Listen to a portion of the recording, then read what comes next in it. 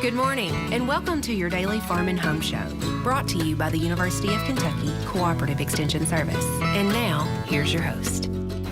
Good morning and welcome to your Farm and Home Show. My name is Joanna Coles, and this morning we're visiting with Kristi Shive. She's one of the Warren County SNAP educators here. Good morning, Kristi. Good morning, Joanna. Now, Kristi, people are starting to think about eating healthy and developing new habits, and food safety is one of those things that we need to concentrate on. Yes, it is. Joanna, you've probably heard someone say they've had the 24-hour stomach bug, or maybe we thought we've had it ourselves.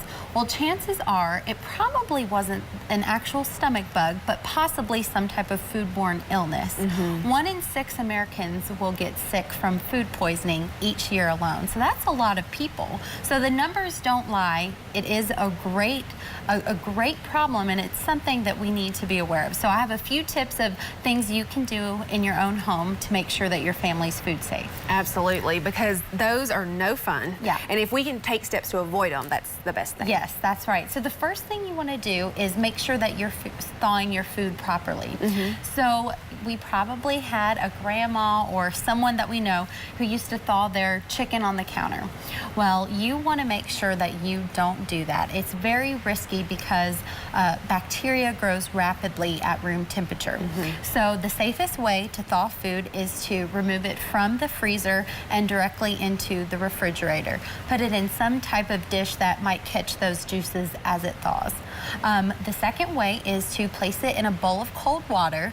Now, if you do that, Joanna, you have to change that water out every 30 minutes. So for me, that would not work, because when I'm thawing food, I do it while I'm sleeping or while I'm at work. So that method probably wouldn't be my favorite.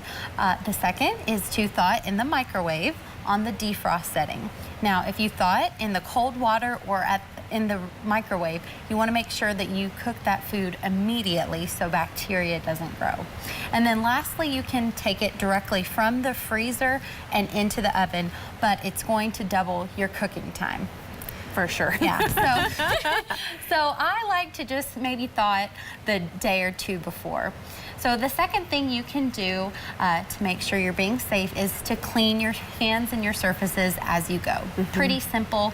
Sometimes we think, oh, I'll get to that later, but that's dangerous because the bacteria can grow during that amount of time. And a lot of times it's very innocent. It might be that you're flipping some raw meat, some juices splash onto your hands, and then you go immediately to cut up onions or whatever you have. So a lot of that happens just cross-contamination when we're preparing food. Yes. So washing hands regularly during that time can reduce that. Yes.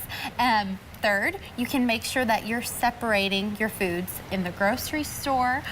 Say you buy some meat, you want to keep that separate from your other items. While you're cooking, you can use 2 separate cutting boards. Here I have a green cutting board, so you could make that for fruits and vegetables. That way you know what's been on it. And then the red one could be for your raw meat. So I really like the colors. We give these out to our participants. It kind of helps you make sure that you know that you're keeping your food separated. Then when you're storing, you want to make sure you're keeping them separated as well. So you want to think about where you're placing that meat.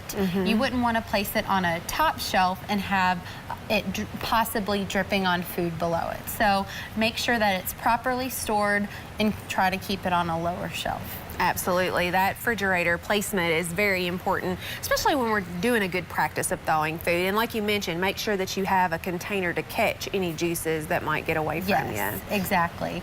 And next, you can make sure that you're cooking foods to the right temperature.